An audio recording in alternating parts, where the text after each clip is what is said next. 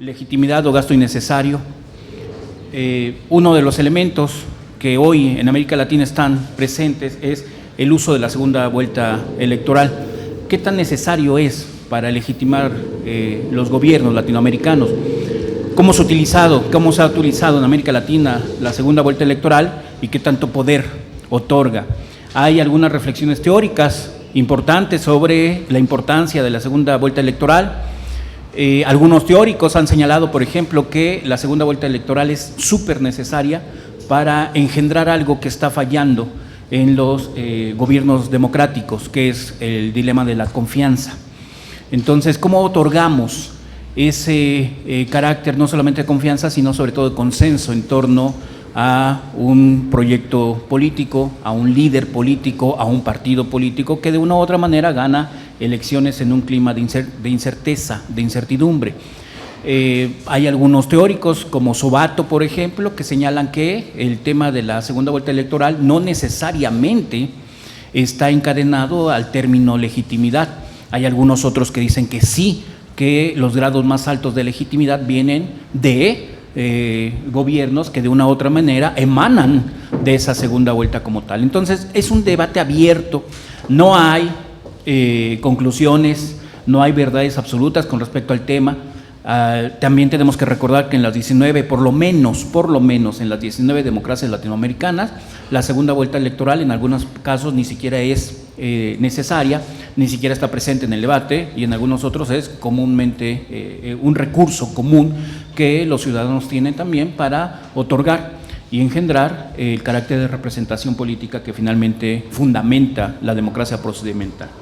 En esta ocasión, para hablar de este importante tema que inaugura el debate en México, está una mesa integrada por especialistas y a quienes les damos una cordial, una amable y una sincera bienvenida, porque representan tres visiones y tres voces con respecto a un solo punto.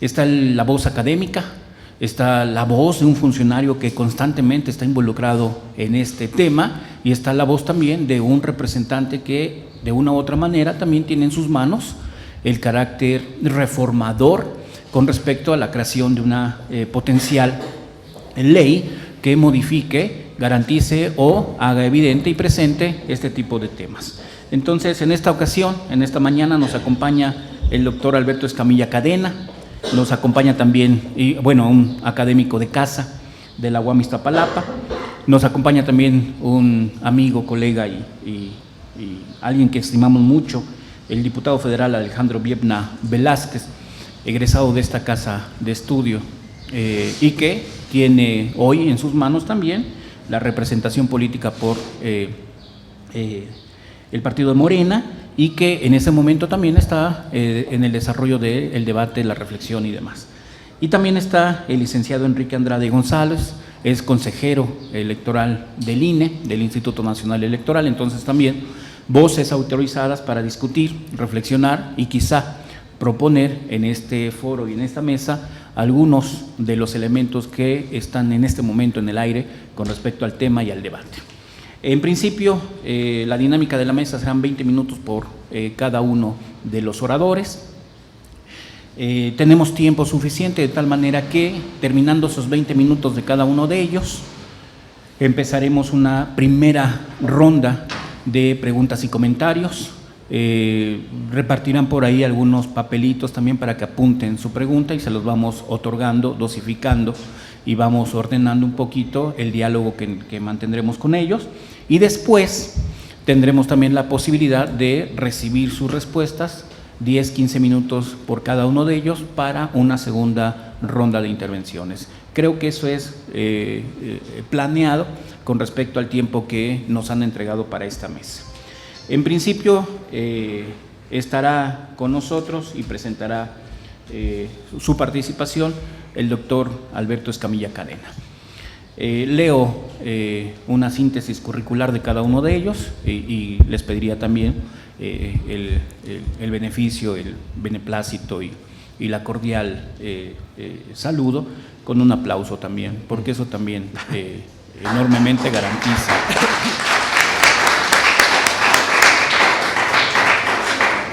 le agradecemos el que hayan esta mañana estado aquí y también ustedes. Hoy la UAM Iztapalapa es un centro de diálogo y debate. En otra sala muy cerquita de aquí está la Procuradora de Justicia de la Ciudad de México, Ernestina Godoy, también algún día Morena y PRD, yo la conocí cuando era asambleísta del PRD, y en otra sala también, muy cerquita de aquí, a pasos también, están algunos de los fundadores de la antropología nacional. Entonces, hoy tenemos auditorio para todos y por eso es que les damos las gracias por su asistencia también. El aplauso es extensivo a ustedes. El doctor Alberto Escamilla Cadena es profesor e investigador titular de tiempo completo de la División de Ciencias Sociales y Humanidades, área de procesos políticos de la Universidad Autónoma Metropolitana Unidad Iztapalapa. Participa en la línea de conocimiento de procesos políticos, con especialidad en la línea de investigación, democracia e instituciones políticas. Es doctor en estudios sociales, con línea de procesos políticos por la UAM. Es miembro del Sistema Nacional de Investigadores, nivel 1. Es actualmente el coordinador de la línea de procesos políticos del posgrado en estudios sociales. Es autor del libro El presidencialismo mexicano que ha cambiado, así como también autor del libro El presidencialismo mexicano durante los gobiernos de la alternancia. Además, cuenta con amplia experiencia y amplia producción de investigación, entre los que destacan 2 capítulos o diversos capítulos de libros, en particular 2. Aproximaciones teóricas sobre el reclutamiento político en los partidos políticos y presidencialismo, transición a la democracia en México. Es autor también de numerosos artículos en algunas revistas nacionales e internacionales y bueno, está presente y escuchémoslo con gran atención, hasta por 20 minutos. Muchas gracias, adelante por favor. Gracias, doctor Enrique Cuna. Bueno, primero quiero agradecer, felicitar al doctor Aquiles Chu por la organización de este evento, agradecerle su invitación a participar en esta mesa y bueno, para mí es un honor compartir la mesa con el consejero Enrique Andrade y con el diputado Alejandro Viedma. Más gusto nos da de Alejandro porque es egresado de aquí, entonces bueno, verlo como diputado pues nos da mucho gusto, así que bueno, gracias a los dos por participar en esta mesa. A mí se me invitó para hablar de la segunda vuelta, así que bueno, la ponencia trata sobre eso, sobre la segunda vuelta, las posibilidades de la segunda vuelta en México. Bueno, hay 2 métodos que son los más utilizados para elegir presidentes. Bueno, por supuesto me refiero a los sistemas presidenciales. 1, mayoría relativa con una sola ronda electoral y mayoría absoluta con segunda vuelta electoral. Ahora, ¿por qué resulta pertinente evaluar ambos mecanismos de elección y sus efectos? Pues hasta antes de 1978, que es cuando comienzan las reformas políticas en los países latinoamericanos, todos los países elegían a sus presidentes con elecciones de una sola vuelta. Con las reformas electorales de las últimas 4 décadas, varios países fueron incorporando el método de la segunda vuelta para elegir a sus presidentes.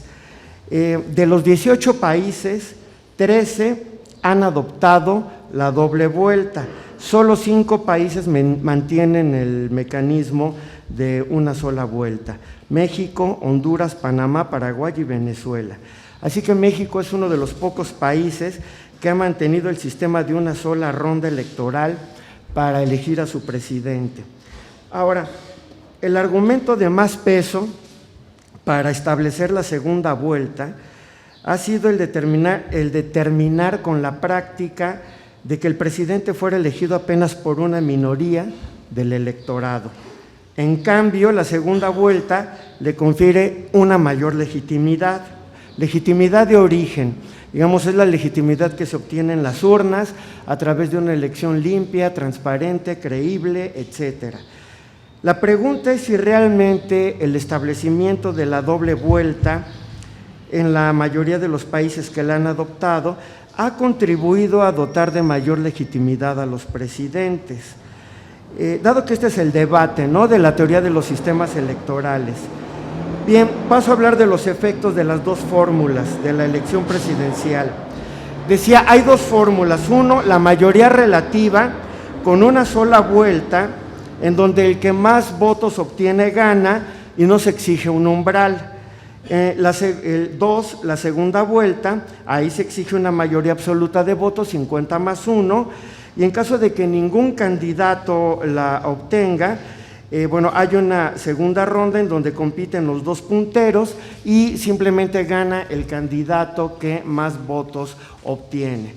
A ver, el argumento de que en un sistema de una sola ronda, el candidato vencedor va a disponer de poca aceptación. Ese es el argumento más generalizado. Digamos, aceptación muy por debajo del 50% de los votos, teniendo así una base de legitimación baja. Por el contrario, el sistema de doble vuelta asegura una amplia aceptación, si no en la primera vuelta, será en la segunda. Sin embargo, el mayor grado de legitimidad obtenido por un presidente en un sistema de segunda vuelta tiene varios inconvenientes. Por ejemplo, Jorge Lanzaro, politólogo uruguayo, señaló que el sistema presidencial podría caer en un presidencialismo más duro, fortalecido, con amplios márgenes de maniobra, generando desencuentros entre los partidos, vaivenes antagónicos entre los poderes de Estado, sin descartar las tendencias populistas y las pretensiones de controlar o anular a otras instituciones, que son justamente las que generan contrapesos. Ahora, además, las circunstancias se agravan si el presidente queda atrapado por el mito del mandato popular y se siente portador de una voluntad general. Mientras que el presidente gana en legitimidad y su partido termina siendo mayoritario, se sacrifica la representación pluralista de los partidos políticos en los órganos de representación política y, por supuesto, pues va en detrimento de la práctica de los contrapesos. Ahora, los principales supuestos que justificaron el abandono de la fórmula de mayoría relativa con una sola ronda en los países latinoamericanos y su sustitución por la segunda vuelta son los siguientes. 1. La segunda vuelta fortalece la legitimidad de los presidentes electos, mientras que la elección de una sola ronda puede afectarla. 2. La segunda vuelta evita la elección de presidentes minoritarios y las elecciones de una ronda la permite y hasta la fomenta. 3. La segunda vuelta crea incentivos para formar alianzas electorales que pueden ser la base de futuras coaliciones congresionales o de gobiernos de coalición, mientras que las elecciones de una sola vuelta carecen de estos incentivos. A ver, de acuerdo a estos postulados, con la segunda vuelta deberíamos de estar ante gobiernos con fuerte legitimidad de origen, soportados por mayorías congresionales con un partido dominante o un bipartidismo, es decir, con las condiciones necesarias para generar gobernabilidad. En cambio, con elecciones de una ronda, el resultado son gobiernos con débil legitimidad de origen y probablemente divididos, sin incentivos para articular alianzas que sean trasladadas al Congreso y sin condiciones para generar un escenario favorable a la gobernabilidad. A ver, el supuesto es que la doble vuelta generaría mayor legitimidad y evitaría el triunfo de candidatos minoritarios. Pero esta línea de argumentación ha sido expuesta por varios estudiosos del tema. La doble vuelta otorga mayor legitimidad al ganador, mientras que las elecciones de una sola ronda generan presidentes electos por una minoría del electorado. Sin embargo, la experiencia de las elecciones presidenciales en América Latina muestra que no necesariamente es así. Parece que la hipótesis puede ser falseada. A ver, me explico, y para ello pues voy a remitirme a la elección, al caso de la elección federal en México durante el 2018, aunque bueno, hay otros estudios que lo han mostrado en otros países. Hay una creencia extendida entonces de que la adopción de la segunda vuelta es el mecanismo adecuado, incluso algunos le llaman la panacea, que permitirá dotar a las autoridades electas de mayor legitimidad para hacer frente a un escenario político fragmentado. Estos supuestos, que son los que ha desarrollado la teoría de los sistemas electorales, no necesariamente se verifican, como lo ha mostrado Guido Canchari, Josep Colomer, Gabriel Negreto, Dieter Nolen, Aníbal Pérez Liñán, cuando han analizado diversas elecciones de la religión latinoamericana. La elección del 2018 en México es un ejemplo. México tiene un sistema para elegir presidente de mayoría relativa con una sola ronda. Para que el presidente ganara en legitimidad de origen con un porcentaje de más del 50% de votos, con un gobierno unificado apoyado por mayorías congresionales y un partido dominante, no fue necesaria la segunda vuelta, como postulan muchos teóricos de los sistemas electorales. Andrés Manuel López Obrador alcanzó la presidencia con el 53% de los votos. Para obtener esta legitimidad no fue necesaria la segunda vuelta.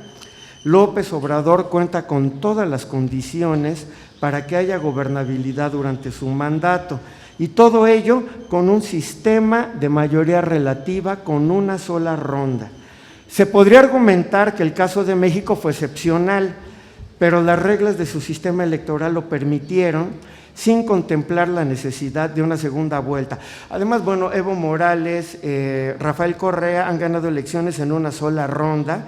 En países donde hay segunda vuelta, las han ganado en una sola ronda con mayoría absoluta, así que México no sería la excepción. A ver, puede haber altos niveles de legitimidad de origen con un sistema de una sola ronda con mayoría relativa. En 2018 quedó demostrado. Aunque cabe señalar que con este mismo sistema electoral, Felipe Calderón y Enrique Peña Nieto alcanzaron apenas el 35% y el 38% respectivamente, es decir, el 65% del electorado aproximadamente no votó por ellos. De aquí que el sistema electoral, con sus reglas actuales, puede producir los dos efectos: presidentes electos por una minoría de votantes o presidentes electos por una mayoría absoluta sin necesidad de la segunda vuelta. Hay dos posiciones contrapuestas. Están quienes consideran que el tránsito hacia la segunda vuelta ha sido positivo por todos los supuestos ya mencionados, y hay quienes ponen en duda lo anterior y señalan que fue un error haber abandonado la mayoría relativa con una sola ronda. Sin embargo, lo que se ha podido verificar en las diferentes elecciones de los países de la región latinoamericana es que las elecciones de una sola ronda sí permiten elegir a presidentes con la suficiente legitimidad de origen y votaciones cercanas a la mayoría absoluta. Esto pone a prueba el supuesto de que las elecciones por mayoría relativa en América Latina generan elecciones presidenciales con escaso respaldo electoral, lo que supuestamente afectaría su legitimidad de origen. Los defensores de la doble vuelta, por su parte, señalan el peligro de la elección de un presidente con menos del 40% de votos, como sucedió en México en los comicios de 2006 y 2012, ya dije, donde los presidentes ganaron con 35 y 38%. Insisto, el 65% del electorado no votó por ellos. Autores como Chasquetti, Pérez Liñán, Scott Menguin han enfatizado que la doble vuelta no es una fórmula que necesariamente propicie la formación de coaliciones electorales y parlamentarias, ni mucho menos que sea útil para fortalecer la gobernabilidad.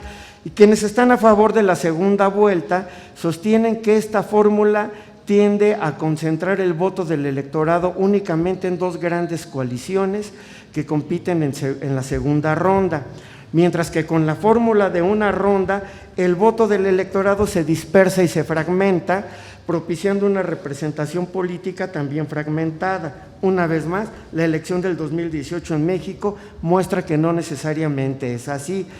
En las elecciones de mayoría simple con una sola ronda, el voto no se fragmentó demasiado. Por el contrario, se concentró en la coalición encabezada por Morena. Como ya se dijo, 13 de 18 países de América Latina adoptaron la segunda vuelta para evitar la elección de presidentes minoritarios. Bueno, el hecho parece paradójico, pues en países donde hay elecciones presidenciales de una sola ronda, sí ha habido presidentes cuya votación ha sido superior al 50% de los votos. Sin embargo, para especialistas como Dieter Nolen o Joseph Kolomer, la votación obtenida en la segunda ronda es una votación artificial. No es la expresión de la verdadera preferencia electoral que se manifiesta en la primera votación. El efecto benévolo que tiene la segunda vuelta electoral sobre la gobernabilidad democrática no tiene tanto que ver con la legitimidad fortalecida del presidente electo, sino más bien con la capacidad de esta regla para prevenir el ascenso de presidentes excesivamente débiles. Sin embargo, este sistema sí permite la elección de presidentes débiles, sobre todo cuando accede al poder un candidato con una supuesta legitimidad fortalecida, pero que fue derrotado en la primera ronda y que además tiene minoría en el Congreso una vez que llega al gobierno. En otras palabras, ahí donde la segunda vuelta podía evitar la elección de mandatos minoritarios, no podía hacer nada para prevenir tampoco su debilidad legislativa. Hay presidentes que ganan una elección con una votación arriba del 50%, pero no obtienen la mayoría en el Congreso, por lo que la segunda vuelta no necesariamente resuelve estos problemas de la gobernabilidad. Entonces, la segunda vuelta en la elección presidencial representa, como dice José Woldenberg, una falsa solución a los problemas de gobernabilidad democrática, porque en lugar de acabar con la polarización, pues la incrementaría aún más. El problema radica en la persistencia de un régimen presidencial con un sistema pluripartidista. Si de por sí las elecciones presidenciales tienden a polarizar al electorado, la segunda vuelta lo acentúa. En todo caso, sería necesario reformar el régimen presidencialista. Por ejemplo, en 2014 la reforma política introdujo matices parlamentarios que obligan al presidente a formar un gobierno de coalición cuando no tenga una mayoría en el Congreso. Y bueno, referente a los costos, que es parte del tema de esta mesa, la relación entre la elección y los costos, sus costos, en cuanto a dinero, bueno, la doble vuelta al exigir 2 campañas electorales evidentemente incrementa los costos económicos para los partidos y para la organización de las elecciones. Ahora bien, mucha gente ha sugerido explorar otras vías, como el voto electrónico, que podría abaratar los costos de una segunda vuelta. En México, en 2017, presentaron iniciativas para introducir la segunda vuelta el PAN, Movimiento Ciudadano y el Verde Ecologista, sin que alguna de ellas haya prosperado. Y para concluir, bueno, decir que desde 1978, que es cuando empiezan las reformas electorales en los países de la región latinoamericana, se han celebrado un total de 147 elecciones presidenciales. De ellas, 101 corresponden a comicios con segunda vuelta y 46 a elecciones de una sola ronda. Después del análisis de la literatura especializada sobre el tema, puede afirmarse que no hay un resultado concluyente sobre los beneficios de una y otra fórmula. Más bien, los efectos parecen combinarse y cohabitar juntos, como es el caso de México, que con las reglas electorales que tenemos pueden producirse ambos efectos: presidentes electos por una minoría o presidentes electos por una mayoría absoluta. Tampoco hay una conclusión definitiva respecto de cuál de los dos sistemas es el más adecuado o recomendable para elegir presidentes.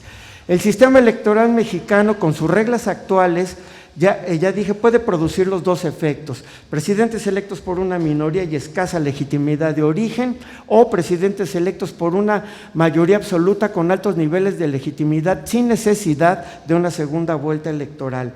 Las elecciones de una sola ronda pueden producir grandes mayorías, gobiernos unificados, un sistema de partido dominante, órganos de representación política controlados por un partido mayoritario o por una gran coalición, un presidencialismo con altos niveles de aceptación y con todas las condiciones necesarias para que durante su mandato haya gobernabilidad, se tomen decisiones, se implementen las políticas públicas de su preferencia, se despeje la agenda del Ejecutivo, es decir, que haya gobernabilidad. En las elecciones de una sola vuelta también puede producirse la elección de un presidente con escasa legitimidad, con gobierno dividido, con multipartidismo, con un sistema de representación política fragmentado. En México esto sucedió en las elecciones de 2006 y 2012, pero no así en los comicios de 2018. Los efectos positivos que supuestamente se producirían únicamente con la segunda vuelta se han generado en México con un sistema de mayoría relativa y sin segunda vuelta. Bueno, con esto concluiría y les agradezco su atención.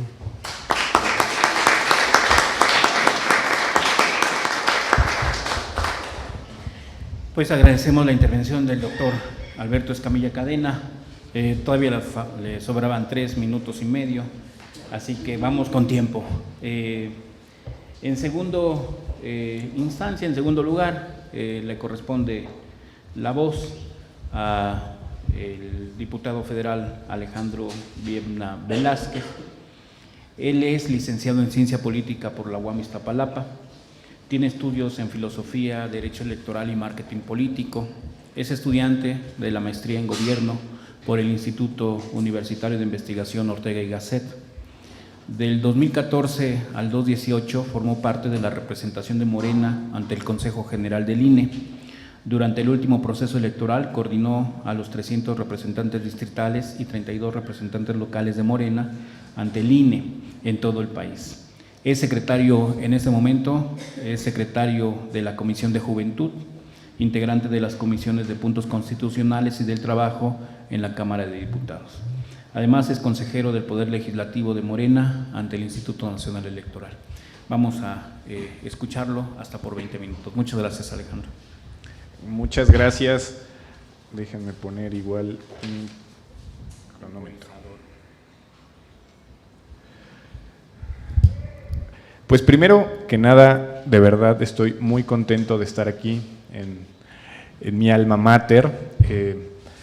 Además, en esta mesa, porque el doctor Escamilla y el doctor Cuna fueron profesores míos, los estimo mucho. Sus clases fueron siempre de mis favoritas, junto con las del doctor Becerra, y casualmente las del doctor Becerra y las del doctor Escamilla eran más enfocadas a temas electorales. Digamos que desde esas clases yo iba viendo que estos temas me gustaban. Ahora, para hablar de estos temas, concretamente de la segunda vuelta electoral, me gustaría empezar ubicándonos políticamente. Ya el doctor Escamilla nos comentó desde la academia su visión. Yo les voy a compartir mi visión desde el pulso político que tenemos actualmente a nivel federal en el Congreso, enmarcado todo en lo que dice ahí: Reforma Político-Electoral 2009, hacia un sistema electoral menos costoso y centralizado. A ver, primero, quiero hacer varias puntualizaciones que son necesarias, porque a veces en las notas de prensa nos dejamos llevar por lo que dicen los encabezados. Lo he dicho en otros foros. El grupo parlamentario de Morena, o concretamente incluso la presidencia de la República, hasta ahorita no han impulsado una reforma electoral, por lo que existe y lo que se ha venido discutiendo, no porque sea menos legítimo, pero lo que se ha venido discutiendo son iniciativas presentadas a título individual por legisladores en su legítimo derecho que tenemos de presentar iniciativas en las materias que el artículo 73 nos faculta. Ahora, la más sonada es la del diputado Sergio Gutiérrez Luna, que me parece va a estar aquí el día jueves para hablar concretamente de la desaparición o no de los soples. Hay otras iniciativas como la del diputado Mario Delgado y Tatiana Cloutier para reducir el 50% del financiamiento de los partidos. Recientemente se presentó en la Comisión Permanente una iniciativa que pretende elevar a 5% el umbral del porcentaje para que un partido político nacional conserve su registro. Hay iniciativas que pretenden la eliminación de 11 a 7 consejeros en el Instituto Nacional Electoral.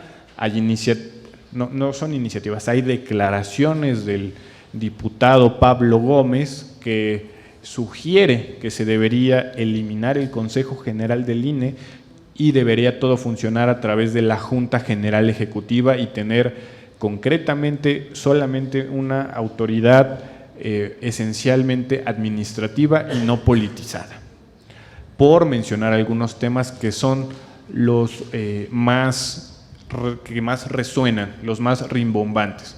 Si alguien dice que quiere desaparecer el Consejo General del INE, lógicamente pues genera debate, genera polarización. Quienes están en el INE, por supuesto que les corresponde defender la posición institucional de la pertinencia del INE. Quienes están en los OPLES y se pretende o se sugiere su desaparición, les corresponde también defender su existencia. También otras aclaraciones. Hay iniciativas a título individual. Muchas de esas iniciativas son del grupo mayoritario, de donde yo provengo, de Morena. No todas, sí de las que más se habla. Pero, si ustedes las revisan, muchas de esas iniciativas van en caminos separados, se contraponen. ¿Por qué? Porque el grupo parlamentario no tiene una visión en este momento uniforme sobre lo que debería o no ser una posible reforma electoral. Y eso no me parece que sea malo. Es un ejercicio de pluralidad al interior tanto del grupo parlamentario como de la Cámara de Diputados. Y por eso hay iniciativas, por un lado, alguien quiere desaparecer el INE, alguien quiere que sean menos consejeros, y hay infinidad de temas. Yo sugiero que también deberíamos considerar en el debate público la desaparición de los tribunales locales. El diputado Sergio Gutiérrez, que es el principal impulsor de la desaparición de los OPLES, no coincide con esa visión. Él considera que, a pesar de que se eliminaran los OPLES, los tribunales locales deberían seguir existiendo. Ahora, hacia un sistema electoral menos costoso, ese podríamos decir que es el eje transversal de todas las iniciativas que se están presentando, o seguramente de lo que al final resulte, si es que resulta, de una nueva reforma electoral. La esencia, tanto de nosotros como diputados de Morena, como del gobierno federal, es a tratar de hacer muchas instituciones y muchos procesos menos costosos. Hay que decirlo, las elecciones son caras, no es un secreto, son muy costosas. También hay explicaciones para eso y solemos ser los partidos políticos, a través de una infinidad de candados, quienes hemos paulatinamente en cada reforma elevado los costos de esas elecciones a través de reformas y de candados, por un tema también que se debe mencionar cuando hablamos de elecciones, que es la desconfianza que existen los unos con los otros. Y quizá la desconfianza es un tema transversal que nos hace tener el sistema electoral tan complejo como lo tenemos. La historia electoral, pues ahí está. De cada reforma electoral o de cada elección hay aprendizajes nuevos. Y generalmente había sido la oposición, a través, por ejemplo, de la reforma de 2007, 2008, con el tema del acceso a los medios de comunicación, la compra-venta de spots, y posteriormente así varias reformas. ¿Cuál es la novedad o cuál es la diferencia en este momento? Que es el grupo mayoritario quien está tomando la bandera de una nueva reforma, independientemente de si tenemos una línea y estamos homogenizados en lo que estamos proponiendo. Se nos ha descalificado porque supuestamente la reforma electoral tradicionalmente siempre viene de los partidos de oposición y en este momento nosotros somos gobierno. ¿Cómo entonces proponemos una reforma electoral si siempre viene desde la izquierda, perdón, desde la oposición? Y yo comento, ¿por qué no? Somos diputados, tenemos el derecho también, al igual que la oposición, también nosotros, de presentar lo que nuestra visión consideramos debería ser. Ahora, no me gustaría a mí hablar de un tema de centralización con esas palabras. A mí me gustaría hablar más bien de completar el Sistema Nacional de Elecciones o el Sistema Nacional Electoral, que para muchos, y yo me incluyo, quedó a la mitad de esta transición en la reforma de 2014. Si ustedes recuerdan, en 2014, los principales impulsores de la desaparición de los OPLES, o en ese entonces institutos electorales locales, era el Partido Acción Nacional. El argumento era que querían quitarle las manos a los gobernadores del PRI de los institutos locales y por eso querían que todo fuera a través de una única autoridad que después se llamó Instituto Nacional Electoral. Sin embargo, en la negociación, que fueron varias negociaciones en 2012-2014, que se dieron en el marco del Pacto por México, la reforma electoral fue, entre otras, una moneda de cambio. Una moneda de cambio en donde el PAN cedió en un híbrido en el cual le quitaba facultades a los institutos locales, pero a su vez no los eliminaban por completo y surgió esta cosa extraña que se llaman organismos públicos electorales locales. Es decir, quienes ahora son los principales defensores de un federalismo y de la pertinencia de los OPLES son quienes hace un par de años eran los principales detractores y querían que desaparecieran. Es evidente que su visión ha cambiado y también es válida, pero a nosotros sí nos parece que deberíamos eficientar tanto costos como atribuciones. Los OPLES están actualmente a cargo únicamente del 26% de las actividades del proceso electoral. El 42% de las actividades de un proceso electoral las realiza el Instituto Nacional Electoral y un 32% de esas actividades las realizan de manera conjunta. Es decir, hay una carga importante de trabajo que ya no realizan los OPLES, pero pregúntense ustedes si a pesar de que les quitaron atribuciones, disminuyeron sus costos. No, al contrario, se elevaron. Me parece que simplemente por ese tema sí es válido meternos a una revisión. Más allá de que se eliminen o no, creo que sí hay áreas de oportunidad en las que podemos decir, a ver, tienes menos atribuciones, haces menos, no porque ya no tengan facultades, siguen teniendo atribuciones importantes como el registro de candidatos, pero ¿dónde se traduce la reforma de 2014 que les quitó atribuciones si siguen con presupuestos bastante costosos? Es decir, si estamos pensando, independientemente de hacia dónde vayamos realmente, estamos pensando en hacer las elecciones menos costosas, empiezo con el tema de la segunda vuelta electoral. Primero, y seguramente voy a coincidir en mucho, y seguramente el consejero Andrade también vamos a coincidir, ciertamente la segunda vuelta electoral no brinda estabilidad política. Y desde nuestra visión, desde una visión que viene de ser oposición, aunque ahora somos gobierno, nuestro principal temor sobre este tema siempre ha sido que pudiera utilizarse para bloquear el acceso de fuerzas políticas disruptivas. Pongamos el ejemplo de 2006 y 2012.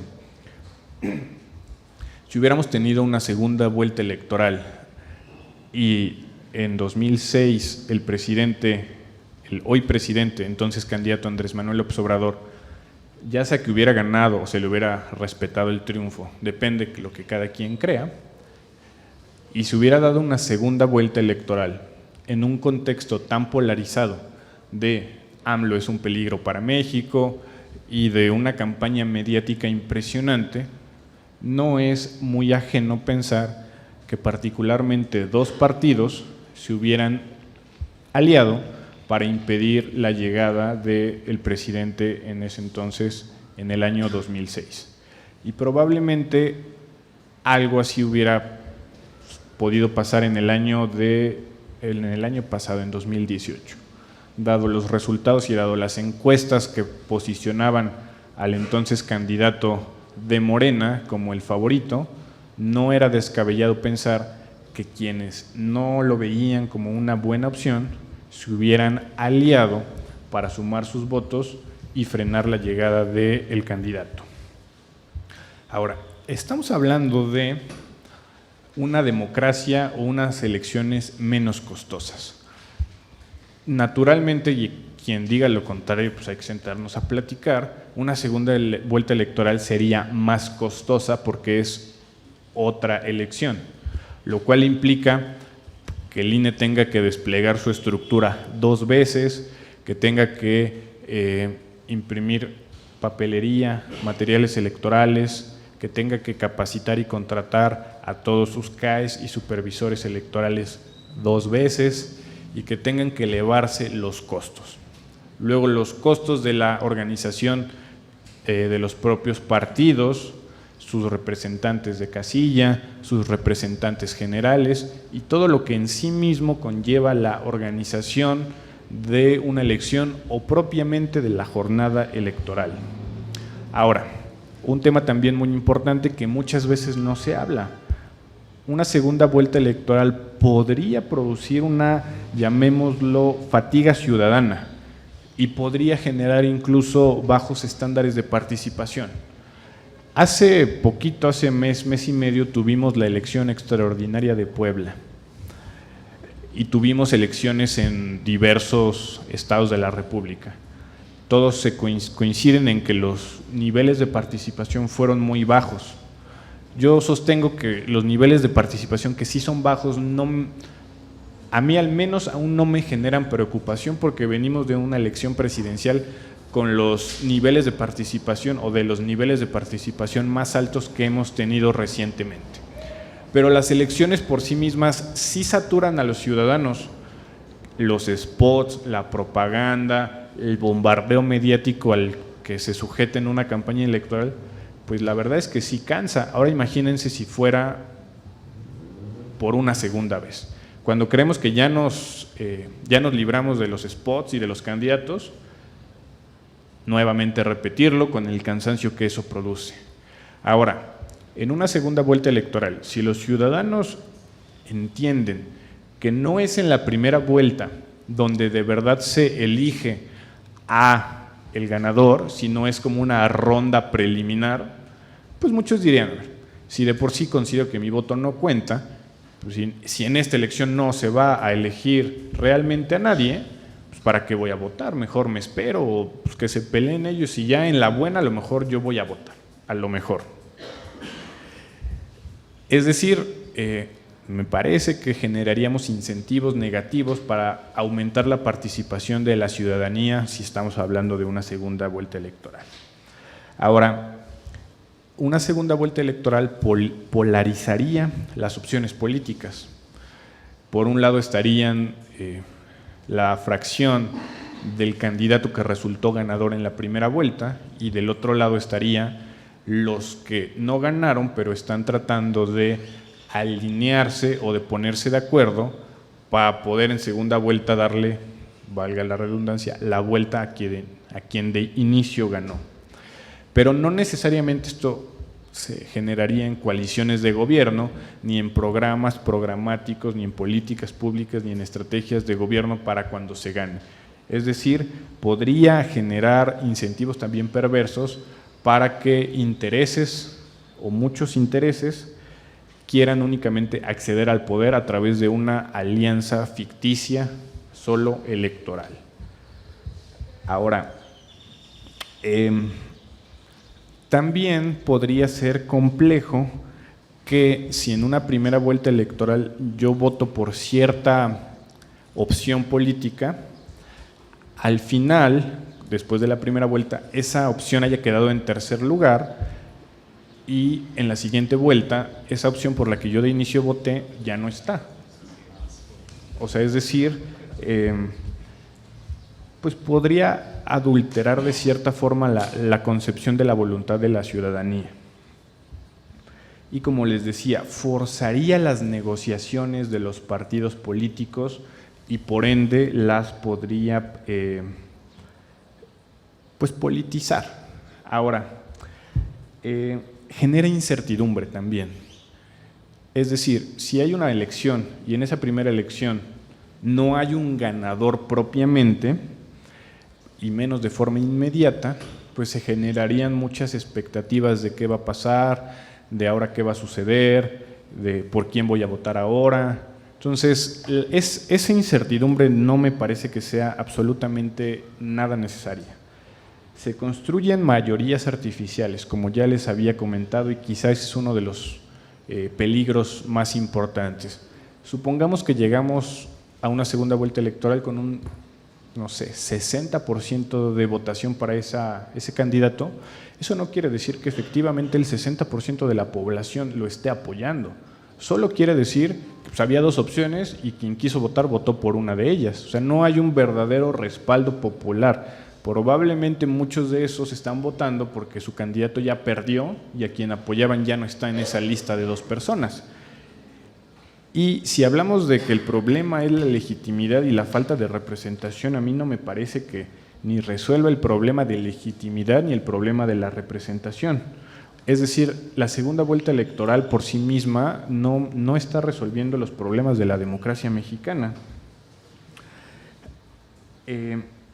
Y de verdad hay que pensar en términos de pluralidad. Estaríamos eliminando todas las otras opciones minoritarias y que se estarían sumando o podrían estar siendo cooptadas por quienes quedaron en primero o en segundo lugar para poder afianzar los resultados en la segunda vuelta electoral.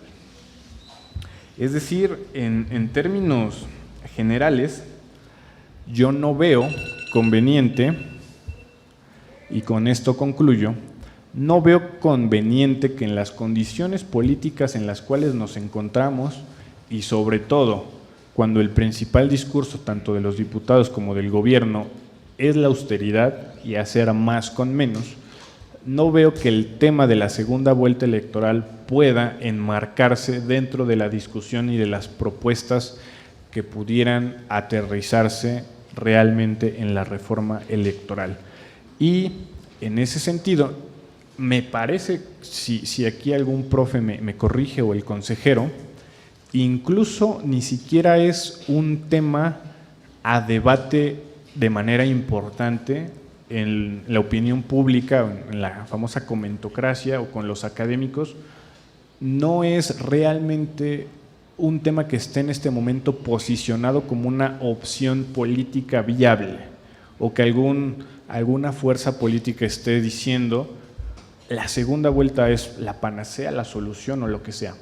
Es decir, es un tema que en este momento no está siendo tema, pero que desde la academia o a veces en la teoría puede sonar interesante, inteligente o una buena opción, pero a modo de pregunta, operativamente me parece que sería muy, muy complicado y sobre todo políticamente inviable. Muchas gracias.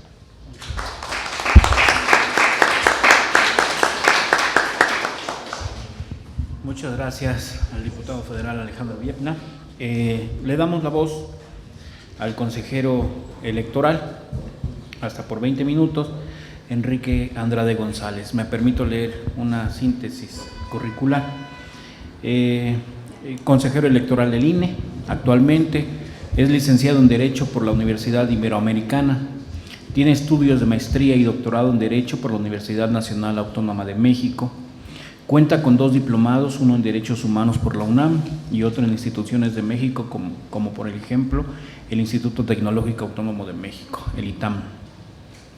En el ámbito electoral se ha desempeñado como asesor de consejero electoral del Instituto Federal Electoral, de 2008 a 2013.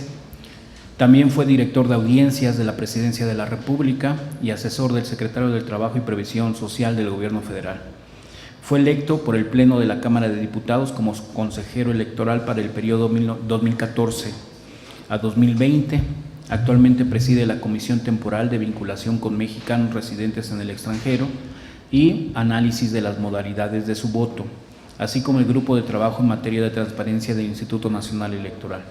Es integrante de las comisiones de Registro Federal de Electores, la del Servicio Profesional Electoral Nacional y Capacitación Electoral y Educación Cívica, así como el Comité Editorial. Entre sus publicaciones destaca el libro Contra la Oscuridad, ensayo sobre la corrupción, del cual es coautor, así como los textos El nuevo modelo de fiscalización y El federalismo electoral en México. Antecedentes, evolución y una mirada al futuro, publicados por la revista Sufragio del Tribunal Electoral del Poder Judicial de la Federación, y análisis de la reforma electoral, publicado por la revista Voz y Votos, entre muchos otros. Es colaborador frecuente en diversos medios de comunicación, diarios como Excelsior, Universal, Sol de México, Crónica y La Razón, así como también es colaborador de Antena Radio Primera Emisión del IMER. En el ámbito docente ha impartido las asignaturas de Derecho Electoral, Procesamientos Especiales, Juicio de Amparo y Derechos Humanos en la Universidad Anáhuac, en la Universidad Intercontinental y en el Instituto Nacional de Ciencias Penales. Démosle la bienvenida y agradecemos su participación hasta por 20 minutos al consejero Enrique Andrade González. Muchas gracias. Adelante, por favor.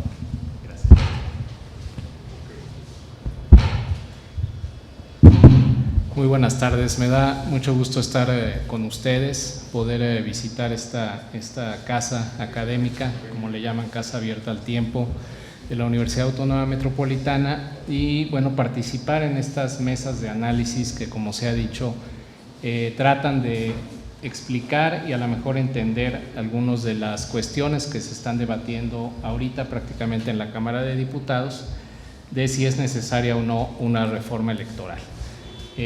Agradezco la invitación también del doctor Aquiles Chuy.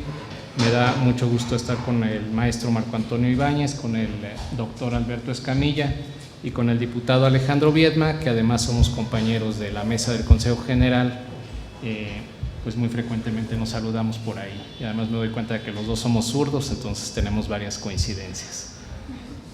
No en todas las cuestiones a lo mejor que se comentan respecto de este tema. Creo que es un tema principalmente, yo diría que es un tema técnico, electoral, que no hay ninguna definición ya absoluta de qué es lo mejor que le puede pasar a un país, si tener o no una segunda vuelta electoral.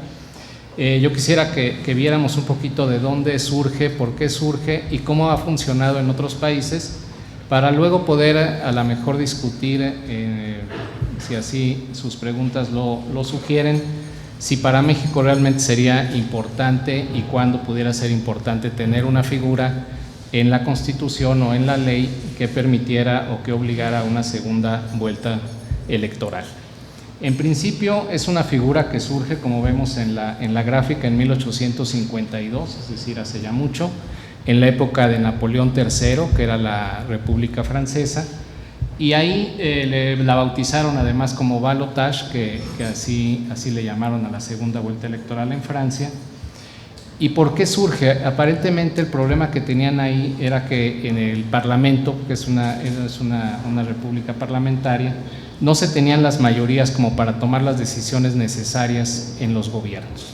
Y entonces, en virtud de que estaba dividido prácticamente la representación popular, era necesario tener una mayoría, alguien que tuviera la mayoría para poder decidir sobre las minorías. Y eso fue lo que inspiró en aquel tiempo hacer esa segunda vuelta electoral, para que quien llegara, ya sea a la presidencia como primer ministro, tuviera esta mayoría y pudiera desplegar las políticas públicas que considerara mejor.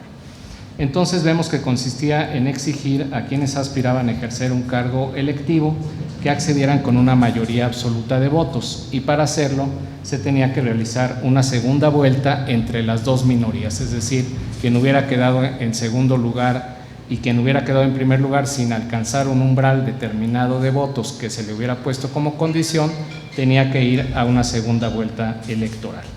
Es un procedimiento electoral entonces que exige una mayoría absoluta en base a la suma de dos mayorías relativas.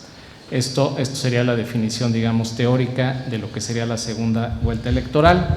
En Europa es una figura pues, que se ha extendido ya a otros países. Vemos que se la tienen todavía en Francia, en Bélgica, Holanda, Austria, recientemente, o más o menos recientemente, la ha adoptado también Portugal, y bueno, existen estos países europeos. Y en América Latina relativamente su aparición es más reciente. Ahorita existe en Chile, en Ecuador, El Salvador, Guatemala, Paraguay, Brasil, Colombia, Haití, Perú y a partir de 2005 en Argentina. No es algo lejano, digamos, a nosotros, ni algo que haya pasado desde hace mucho tiempo. Justamente la elección de Guatemala fue apenas el 19 de junio pasado, y la segunda vuelta electoral, porque cumplieron, digamos, los supuestos para que se hiciera la segunda vuelta electoral, va a ser ahora el 11 de agosto.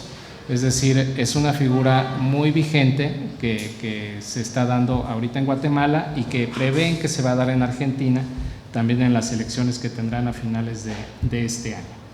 Lo que dicen los autores es que normalmente en América Latina se ha establecido en aquellos casos donde existen crisis constitucionales. Esto es que hay peligro de ingobernabilidad, golpes de Estado, transiciones políticas, países que tienen conflictos sociales, y que por eso, para poder lograr la calma, digamos, después de una elección, deciden tener una segunda vuelta electoral. Recordemos que Colombia, por ejemplo, pues tenía las FARC, es decir, una guerrilla en su territorio, tenía oposición dentro del gobierno, obviamente, en la parte política, y había pues un gobierno pues bastante complicado y muy dividido, con la presencia del narcotráfico, en fin. Entonces, esta fue una solución que encontraron para decir, bueno, para que tenga mayor legitimidad que a quien nos vayamos a elegir, vámonos a una segunda vuelta. Y en el caso de Chile, igual, después de una transición que viene de un gobierno prácticamente militar, se decide también que en la nueva democracia chilena, después de la dictadura, iban a tener este requisito de la segunda vuelta electoral para darle mayor legitimidad al siguiente presidente que fuera así electo.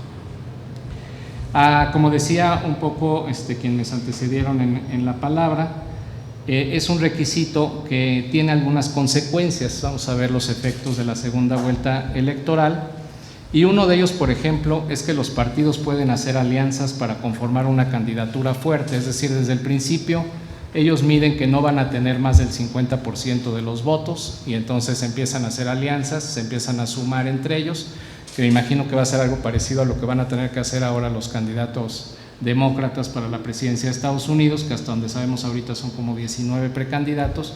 Pues van a tener que sumarse de alguna forma las fuerzas para poder llegar a una candidatura fuerte y tener, ahí no existe el requisito de la segunda vuelta, pero tener pues una buena cantidad de votos ya cuando saquen a su candidato. El objetivo normalmente es que los candidatos electos cuenten con un margen de legitimidad mayor, ya que más de la mitad de los electores habrán votado por ese candidato. En efecto, esto sucedió en México en las elecciones pasadas de 2018, que se tuvo una votación mayor a 52% del presidente López Obrador. Entonces, bueno, pues tiene una mayoría absoluta, y ahí no habría necesidad, y coincido, de una segunda vuelta electoral cuando se dan estos casos de una votación pues que rebasa prácticamente el 50%, y ya se tiene la legitimidad simplemente después del primer conteo electoral. No necesariamente la segunda vuelta, de los que no llegan a estos umbrales y tienen que irse a una segunda vuelta electoral, normalmente lo que pasa es que, digamos, uno tuvo 22% y otro tiene 30% de la votación, entonces se tiene que ir a una segunda vuelta para que se sumen las minorías de alguna forma y uno de los dos llegue a más del 50% de la votación. Esto no necesariamente garantiza que después de la segunda vuelta el que gane tenga esa mayoría o esa diferencia de votos respecto al segundo lugar. Por ejemplo, en Chile, en la última elección, la diferencia fue de 9%, es decir, van a una segunda vuelta y aún así la diferencia es baja. Y en Argentina, en el 2015, la diferencia fue de solo 3% en la segunda vuelta. Es decir, también no es garantía de que se logre una mayor diferencia entre los votos. Sin embargo, ya después de la segunda vuelta, pues todos aceptan el resultado y dicen, bueno, ya quedó claro finalmente quién quiere la mayoría del pueblo que gobierna. Lo que se dice también, y en este sentido también coincido, lo que se trata es de lograr una legitimidad forzada. Es decir, si no se logra en la primera vuelta, se tiene que buscar cómo hacerlo en la segunda vuelta. Y lo que se dice es que si en la primera vez los que votan o votamos con el corazón, es decir, votamos por quien sepamos que nos llenó el ojo, como dicen, nos gustaron las propuestas, sabemos que él va a ser un buen gobernante, etcétera, pero no ganó. Y entonces se tiene que ir a una segunda vuelta, y en la segunda vuelta ese candidato que nos había gustado, como decía Alejandro, pues ya no está en la boleta. Entonces tenemos que votar por una segunda opción, es decir, por el que consideráramos el segundo mejor de las opciones que había. Y esto, bueno, pues no necesariamente nos va a dejar satisfechos, porque nosotros hubiéramos querido que ganara el otro candidato, pero finalmente queda claro que ese candidato pues no ganó en la primera vuelta. En nuestro sistema electoral mexicano, lo que tenemos es una elección del Poder Ejecutivo Federal en base a una mayoría relativa. Esto significa que quien tenga el mayor número de votos gana, no en la primera vuelta, desde luego en la única vuelta de la elección, y no importa cuál sea la diferencia respecto del segundo lugar, es decir, un voto, 2 votos puede ser la diferencia para ganar una elección. Y además tenemos un sistema mixto respecto del Poder Legislativo, en donde tenemos representantes de mayoría y representantes de representación proporcional. Estos representantes, como ustedes saben, no son electos directamente, sino son electos por una fórmula constitucional para llegar a la Cámara de Diputados. El artículo 81 constitucional, que es prácticamente nuestra única disposición constitucional que da pie a empezar a hablar de este tema, dice: la elección de presidente será directa y en los términos que disponga la ley electoral. ¿Esto qué significa? Que si pensáramos en tener una segunda vuelta o poner otro tipo de requisitos o candados en la elección presidencial, no necesariamente hablaríamos de una reforma constitucional, sino pudiéramos hablar de una reforma legislativa. Algunas de las consecuencias políticas de la segunda vuelta es que existen las alianzas entre los partidos políticos y candidatos. Después de la primera vuelta, los que no ganaron se van a empezar a sumar a uno de los 2 candidatos punteros. Esto, por ejemplo, en la elección de Chile en 2017, tuvieron más bien 8 candidatos. Entre ellos estaba Sebastián Piñera, actual presidente, estaba Alejandro Guiller. En la primera vuelta el primero Piñera tuvo 36% y el segundo tuvo 22%, pero también había una candidata fuerte que era Beatriz Sánchez, que quedó en tercer lugar y tuvo 20.27%, es decir, un tercer lugar fuerte que no llegó a la segunda vuelta porque estaba en tercer lugar, pero que sí, pues desde luego representaba a una buena parte de la población al haber votado por ella y quedar en tercer lugar. Lo que pasó fue que finalmente ella se suma junto con el cuarto lugar a Alejandro Guiller, y aún así no le dan para ganarle en la segunda vuelta a Sebastián Piñera. En la segunda vuelta tiene 54.58% Piñera y Guiller se queda en 45.42%. Esto quiere decir que, bueno, no necesariamente las alianzas o la suma de los demás candidatos le van a dar la victoria a uno de ellos. Lo que hacen es, como se decía un poquito, polarizar a la sociedad y decir, pues yo de todos modos no quiero que sea Guiller, aunque se le hayan sumado otros candidatos. Mi preferencia entonces va a ser por Sebastián Piñera. Sebastián Piñera, para decirlo en breve, era el partido de oposición al gobierno en ese momento de Chile. Entonces, ahí parece que también era la voluntad de cambio la que dijo, vamos por el cambio y vamos con Piñera. Cada país tiene, desde luego, su forma de resolver sus problemas. Yo creo que esto es lo que finalmente habría que pensar cuando hablamos de esta figura de la segunda vuelta. Si existe el problema, pues habrá que tener la medicina para resolverlo. Si no existe el problema, no tiene ningún caso ni siquiera pensar en tener esto. En Argentina, por ejemplo, para lograr el triunfo en la primera vuelta, un candidato debe de obtener más del 45% de los votos o superar el 40% y tener una ventaja de más de 10 puntos de distancia respecto del segundo lugar. esta es una fórmula interesante, es decir, no solamente es el candidato que tenga más del 50% y el que es el que gana, desde luego. Pero para ir a una segunda vuelta no necesariamente se tiene que pensar en los que tuvieron mayores porcentajes, sino también en la diferencia entre el primer y segundo lugar. Y aquí es donde se puede abrir un paréntesis interesante. Normalmente se realiza a más tardar al mes de la primera elección, es decir, no podemos estar esperando que hayamos votado, por ejemplo, ahora el 1 de julio en el 2018 y decir, bueno, nos vemos el próximo año, el 1 de julio, para ver la segunda vuelta electoral. Esto no puede ser, justo por lo que también decían mis compañeros, pues la sociedad está polarizada, queremos saber quién va a ser el presidente y no podemos estar a la expectativa de ver cuándo vamos a ir a votar otra vez. Tiene que ser pronto, es decir, a más tardar a 45 días después de la primera elección se realiza normalmente en los países que lo tienen la segunda vuelta electoral. En el caso, por ejemplo, vemos en Ecuador, que también tienen un mecanismo que dice, si la diferencia es menor al 10% entre el primero y segundo, habrá una segunda vuelta electoral. En Nicaragua, la diferencia que se exige es 5% respecto al primero y al segundo, y si no se tiene, segunda vuelta electoral. Y igual en Costa Rica, pero ahí sí exige además el 40% de los votos. Esto, como les decía, pues es algo vigente y que se va adaptando dependiendo de los resultados electorales. No es que siempre vayamos a tener una segunda vuelta, sino que cuando sea necesaria o cuando se haya considerado necesaria por el Poder Legislador, es cuando pudiera activarse esta condición de la segunda vuelta electoral. ¿Cuál es el caso de México? En las últimas 3 elecciones que hemos tenido, las 3 tuvieron un comportamiento totalmente diferente. En 2006, la diferencia oficial que se dijo fue de 0.47% entre el primer y segundo lugar, 247,000 votos en una elección presidencial. Nosotros normalmente tenemos pues cerca de 60 millones de votos, que es de acuerdo a la participación promedio que tenemos en elecciones presidenciales. Y esto significa pues aproximadamente 60 millones de ciudadanos que acuden a las urnas y votan.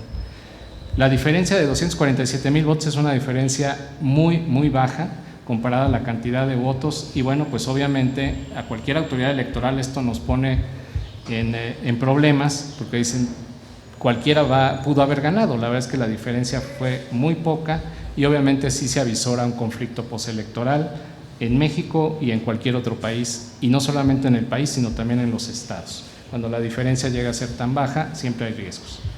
En el 2012 la diferencia fue mayor, digamos, de acuerdo al conteo oficial, más de 3 millones de votos, 6.51% de la diferencia entre el primero y segundo lugar, y bueno, no se tuvo un problema postelectoral tan fuerte, pero aquí es interesante porque se obligó a que hubiera consensos. Ningún candidato tuvo realmente una gran mayoría, simplemente ganó el que tuvo más votos, pero el segundo lugar quedó muy cerca y el tercer lugar también. Entonces esto es interesante, vamos a ver, porque obliga al consenso, obliga a hacer acuerdos con los que no ganaron. Entonces los partidos de oposición, en ese caso fue al PRI, tuvieron que llegar a acuerdos, a consensos, y bueno, de ahí el Pacto por México y todas estas situaciones que permitieron la gobernabilidad. Esta fue una salida que permitió la gobernabilidad, no hubo segunda vuelta electoral. Y en la elección pasada de 2018, como se dijo, el candidato López Obrador, ahora presidente, tuvo 53% de los votos, y la diferencia fue pues prácticamente del 30% respecto al segundo lugar, es decir, no había ninguna posibilidad de pensar que el segundo lugar iba a decir hubo fraude, algo pasó, porque la diferencia era tan grande que decíamos, bueno, pues cualquiera que fuera el argumento no llega al 30% de esa diferencia. Esa es una situación que como autoridad electoral pues todos deseamos, pero no siempre se da. Recordemos que esa misma noche los candidatos perdedores reconocieron que no habían ganado y pues todos nos fuimos a descansar sabiendo ya que había pasado y que no iba a haber problema al otro día.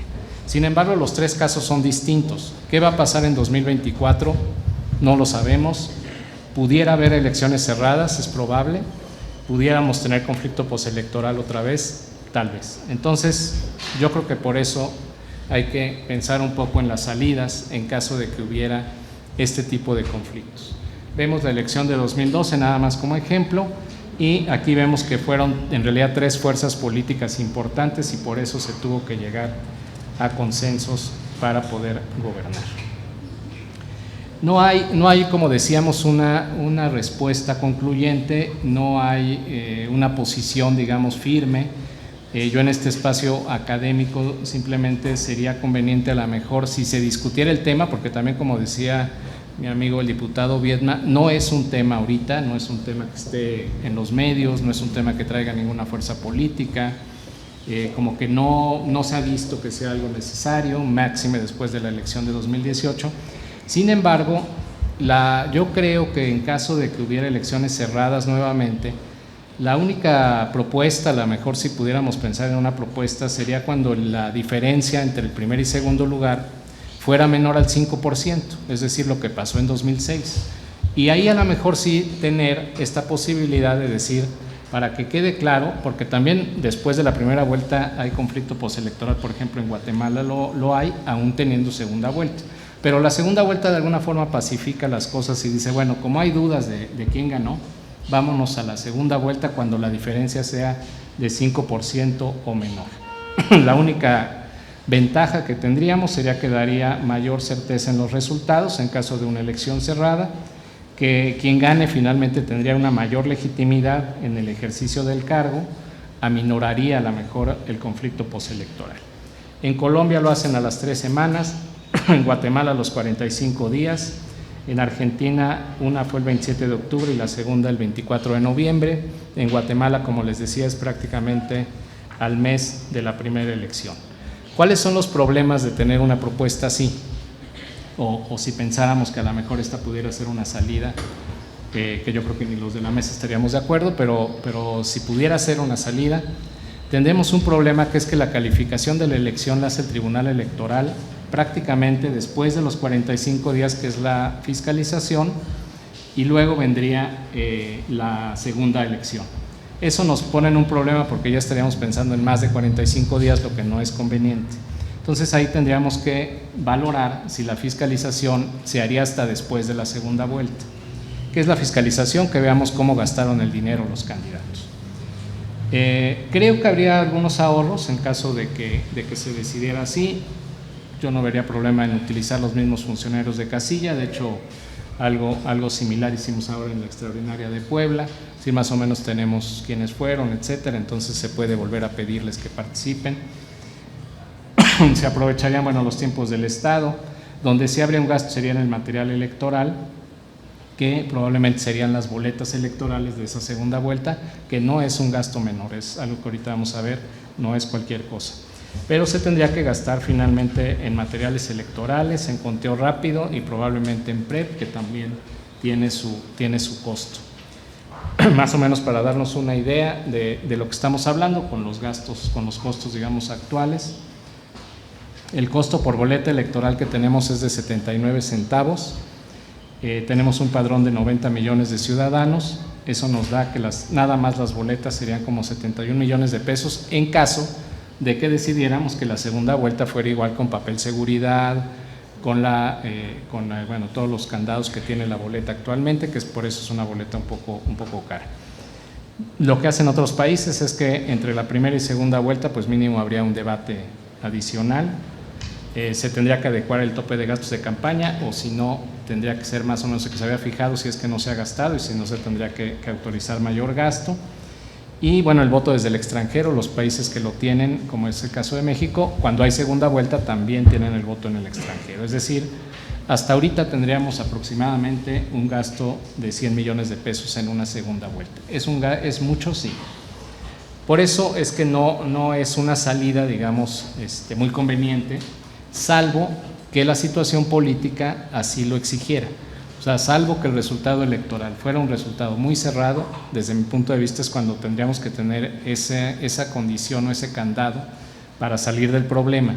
Pero desde luego no es una situación que debemos de utilizar para cada elección, independientemente de los resultados. Yo creo que esto desde luego no se hubiera dado en 2012, no se hubiera dado en 2018.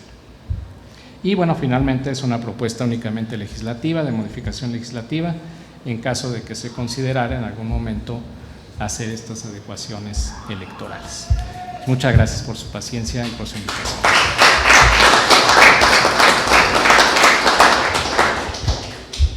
Pues muchas gracias a los tres ponentes. Hay una idea en la mesa. La segunda vuelta electoral sería un contrasentido con respecto al tema general que se debate a nivel nacional de la austeridad y lo costoso que están resultando los procesos electorales, pero han vertido los argumentos suficientes, argumentos importantes que han generado también una reacción, una respuesta. A continuación he recibido ya algunas de sus intervenciones, comentarios, opiniones a los tres ponentes. Lo que yo siempre he dicho, sobre todo a la comunidad que es un auditorio cautivo de la UAM, es que cuando vienen externos, hay lo que sea, es decir, funcionarios, representantes de otras instituciones, académicos de otros espacios universitarios, funcionarios que viven en el sentido empírico, en carne propia, los dilemas de la gobernanza, la gobernabilidad, las crisis de confianza y demás. Finalmente hay que explotarlos, es decir, hay que agradecer su intervención, su participación, el beneplácito de convivir con nosotros, pero también hay que explotarlos. Y entonces agradezco mucho las preguntas. Hay preguntas para los tres ponentes, hay preguntas generales, hay preguntas particulares. Empiezo a leer las preguntas que están hechas para los tres. ¿Les parece que juntemos 5 preguntas, 5 papeletas, demos espacio para la respuesta y después regresemos a otras 5 papeletas? Hay suficientes para explotarlos esta mañana. Preguntas para los tres ponentes. Si la población en general tiene desconfianza hacia los partidos políticos y esto puede generar una crisis de legitimidad al partido que llega al gobierno, ¿no sería más conveniente lograr que la desconfianza hacia los partidos bajara, que los ciudadanos realmente se sintieran representados por ellos, en vez de proponer una segunda vuelta electoral como forma de buscar legitimidad? Esta es una pregunta general para los tres ponentes de esta mañana. En particular para el diputado Alejandro Viedma, usted menciona que en el caso mexicano, durante el 2006 y 2012, la segunda vuelta electoral hubiera servido para hacer coalición en contra de Andrés Manuel López Obrador. ¿Una segunda vuelta no hubiera servido para dar un ganador con un porcentaje más amplio? Caso Calderón López Obrador. También para el diputado Alejandro Viedma, si al interior del grupo parlamentario de Morena existe la idea de una reforma político-electoral, ¿cuáles son los 3 objetivos principales de esta? Si es que los hay con claridad. Y para el consejero Enrique Andrade, entre la legitimidad, eficiencia y eficacia del proceso electoral en México, ¿en dónde estriba la credibilidad de la ciudadanía durante el transcurso de la contienda? Un ejemplo en la historia de México. Empezaríamos con esas interrogantes, ¿les parece? Tiene la palabra, así en el orden en que fueron presentando su participación, el doctor Alberto Escamilla, hasta por 5 minutos, ¿les parece? ¿Sí? Gracias, doctor Cuna, y bueno, coincido, a veces es mejor que hablen los invitados, ¿no? Porque bueno, finalmente los alumnos ya nos conocen, simplemente hacer algunas acotaciones. La primera pregunta sobre la legitimidad, la pérdida de legitimidad de los partidos políticos. Bueno, Morena tiene altísimos niveles de legitimidad después de la última elección. Sí, el problema está con los partidos de oposición, que después de un año, bueno, parece que no logran articularse. Bueno, para finalmente el partido que está en el gobierno goza de esta legitimidad. Y cuando se cuestiona esto, bueno, pues yo nada más recordaría, no ganó ningún candidato independiente en la elección de este año, y el año pasado tampoco ganó ningún candidato independiente, así que, bueno, continúa lo que algunos llaman el monopolio de los partidos en la representación política. Fueron pensados los independientes como válvulas de escape, pero en las últimas 2 elecciones no les fue nada bien. Sí, efectivamente, también otra de las preguntas, la segunda vuelta se pensaba usarla como un instrumento contra AMLO. Durante muchos años, incluso yo diría décadas, el partido que se resistió a implementar la segunda vuelta fue el PRI, porque precisamente se pensaba que todos se unirían en contra del PRI. Era la forma más segura de sacar al PRI de la presidencia con la segunda vuelta.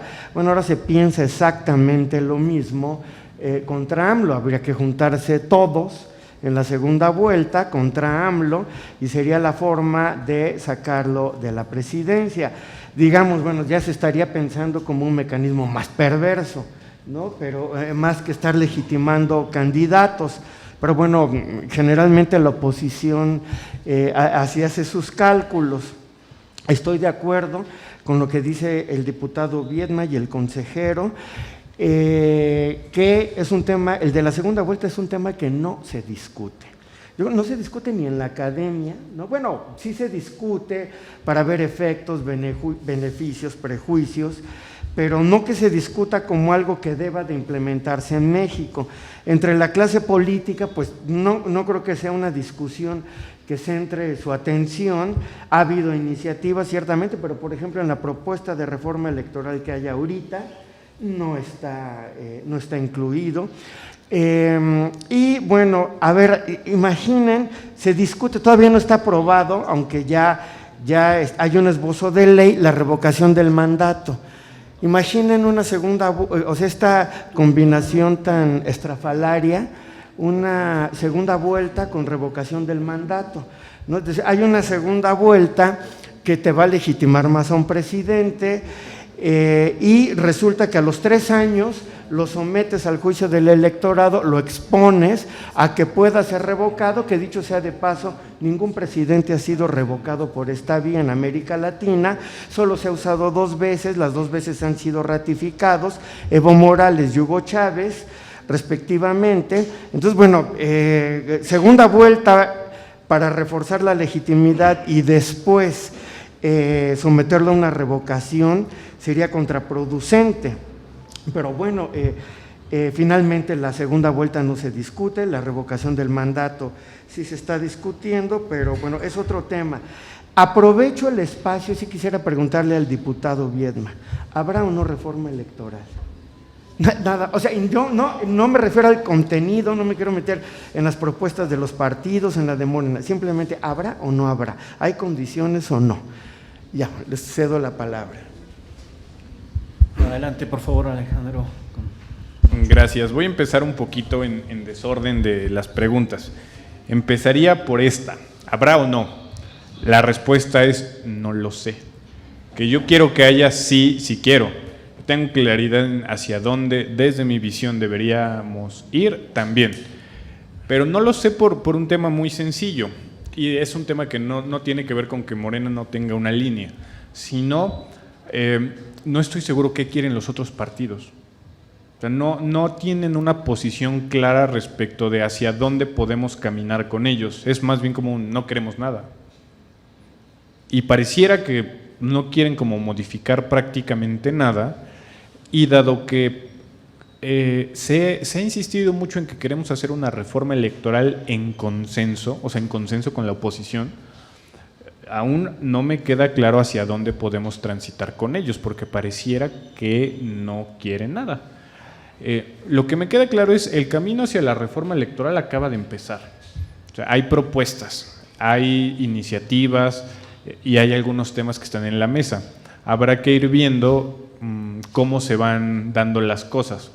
En los foros que hicimos hace más o menos un mes en Cámara, la oposición, el día que fueron los presidentes de los partidos, fueron a decir, digamos, aprovechar el espacio coyuntural para referirse sobre todo al tema de la revocación de mandato, porque estaba siendo el tema en el Senado. O sea, fueron a hablar esencialmente todos sobre sus preocupaciones por ese tema. Entonces, no me parece o no alcanzo a ver yo una agenda de ellos de este tema. Ahora, sobre la reforma electoral, voy a comentarles algo más o menos al interior de la Cámara. Existe el grupo de trabajo de la reforma electoral y del Estado que preside el diputado Sergio Gutiérrez Luna. Existe la subcomisión de puntos constitucionales para la reforma electoral que tiene el diputado Silvano Garay del PT, y en la Comisión de Gobernación existe la subcomisión para la reforma electoral que tiene el diputado Jorge Espadas del PAN. Esta última, la subcomisión del diputado Jorge Espadas, el día de ayer en Mérida acaban de iniciar, por si algunos no lo saben, sus propios foros para la reforma electoral. Y van a estar, nosotros lo hicimos un poco más centralizado, pero dando espacio y mucha oportunidad a los actores involucrados. Ellos están pensando irse a distintos estados. Empezaron con Mérida y van a terminar en la Ciudad de México, y me parece que son como 5 foros en distintos estados. Es decir, están iniciando ellos su camino y su ruta, y pues también es válido que empiecen a construir qué quieren, porque parecería que este tema los agarró de bote pronto y no tienen claridad ni definiciones concretas sobre los temas. Ahora, sobre el tema de si en 2006 o 2012 la segunda vuelta, yo estoy convencido que, sobre todo en 2006, se hubieran aliado para no dejar pasar a Andrés Manuel. Desde luego esto es un tema, pues a lo mejor de percepción, de perspectiva, no tenemos una forma empírica para realmente saber qué hubiera pasado, pero desde mi punto de vista se habrían aliado a través de la frase AMLO es un peligro para México, para cerrarle la puerta. El tema de cómo bajar la desconfianza de los ciudadanos hacia los partidos, yo le agregaría hacia los partidos y en general hacia las instituciones, es una pregunta muy interesante que no me parece que tenga una sola respuesta. Pero algo que sí me gustaría no pormenorizar ni detallar, pero sí compartir algunas ideas. Primero, los partidos, la política y los ciudadanos, al menos hace 8 meses, estaban completamente desarticulados. ¿Y a qué me refiero?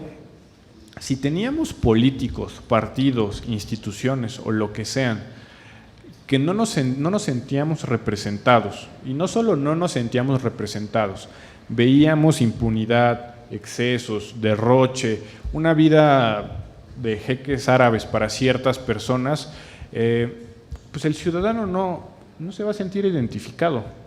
Si los diputados tenían y disponían y eran no sé cuántas cosas ahora que ya no somos, tenían seguro de gastos médicos, chofer, camionetota, les regalaban un montón de cosas, y afuera el ciudadano, pues con condiciones complicadas, que apenas en muchas ocasiones muchos ciudadanos pueden con el día a día, ver estos excesos que nosotros hemos sostenido por mucho tiempo que es ofensivo, pues no ayuda mucho a la credibilidad de los partidos, o sea, no ayudaba. Yo entendía, yo era de esos ciudadanos enojados con los partidos, pero lo que hemos tratado de hacer es dignificar el oficio de la política, dignificar nuestra labor y decirle a los ciudadanos que pues ya no somos como antes.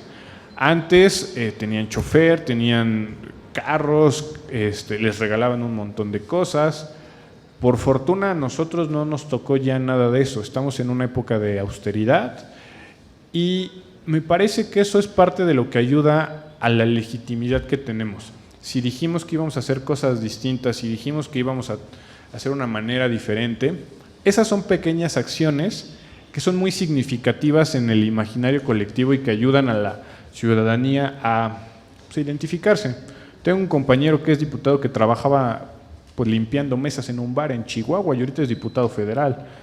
O sea, tengo compañeros que no vienen de apellidos rimbombantes, sino vienen del trabajo de base y pues se identifican, te sientes representado por esas personas.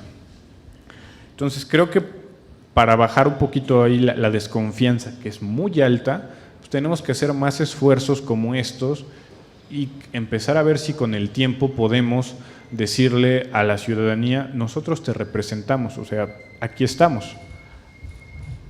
No quiero dejar pasar. Hace como 2 meses fui al Congreso del Estado a una plática, por cierto, con jóvenes priistas. Y me dijeron, es que hace unas semanas también vino Osorio Chong, también vino Erubiel Ávila, que son senadores. Y decían, y traían su séquito ahí de acompañantes, y decían, y es imposible acercarte a ellos. O sea, traen como a los guardaespaldas, traen ahí a su equipo, y los hace inaccesibles, los hace ver como si fueran inalcanzables. Y eso no ayuda. Yo a veces voy a eventos y voy solo, o voy manejando yo, o pido Uber porque no me gusta manejar. Y eso sí es muy diferente. O sea, que llegues con 1 o 2 personas a que llegues con 15, sí genera una barrera, que pues, ¿para qué me le acerco si no me van a dejar ni siquiera dar 2 pasos? O sea, eso no ayuda mucho. Ahora, ¿cuáles son los objetivos de la reforma, o según nosotros?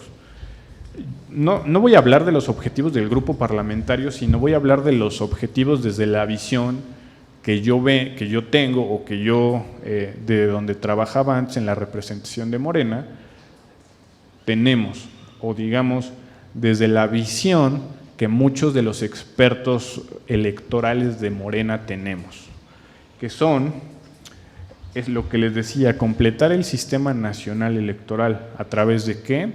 De que el INE pueda asumirse como autoridad única, pasando por la desaparición de los tribunales locales y los soples. También reducir el financiamiento de los partidos, probablemente también reducir o eliminar el financiamiento de los partidos políticos locales.